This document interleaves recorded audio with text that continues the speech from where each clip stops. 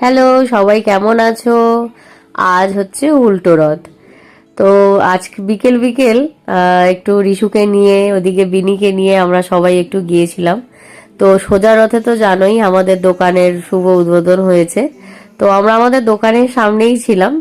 তো এদিক দিয়ে একটা রথ এসছে, আবার ওই দিক দিয়েও আরেকটা রথ এসছে, দুদিক দিয়ে দুটো। দেখো এরাও একটা ছোট্ট মতো সুন্দর পজিশন করেছে।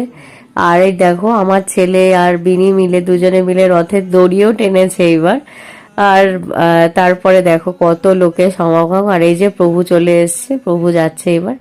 এই প্রভু দেখতে পেলাম না ঠিক করে, কিন্তু এত সুন্দর আমরা সামনে দিয়ে দেখেছি আর ভোগও পেয়ে গেছি। আর আমি তো জানো ভোগের প্রতি আমার ভীষণ লোভ, আমি ভীষণ ভোগ খেতে ভালোবাসি। এইবার দেখো এবার হচ্ছে রাস্তার এইবার থেকে আসা আরেকটা আরেকটা রথযাত্রা।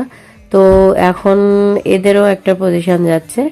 তো আস্তে আস্তে এরা সামনের দিকেও এগোচ্ছে আর আমরাও দাঁড়িয়ে রয়েছি এখানে, সবাই লাইন দিয়ে সাইড দিয়ে সবাই দাঁড়িয়ে রয়েছে দেখার জন্য।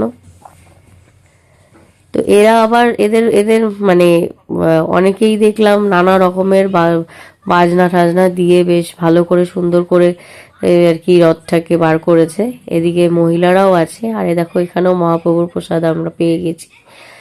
তো প্রসাদ পাওয়াটা কিন্তু খুবই ভাগ্যের ব্যাপার, তাই না বলো? আর এখানে দেখো আমার ছেলে মেয়েরা সব দাঁড়িয়ে আছে, আমরাও দাঁড়িয়ে আছি লাইন দিয়ে। আর এই দেখো প্রভু আসছে, কি সুন্দর লাগছে, এত সুন্দর সাজিয়েছে রথটা। আমার ভীষণ সুন্দর লেগেছে, ভীষণ পছন্দ হয়েছে। এদিকে প্রভুপাদও রয়েছে।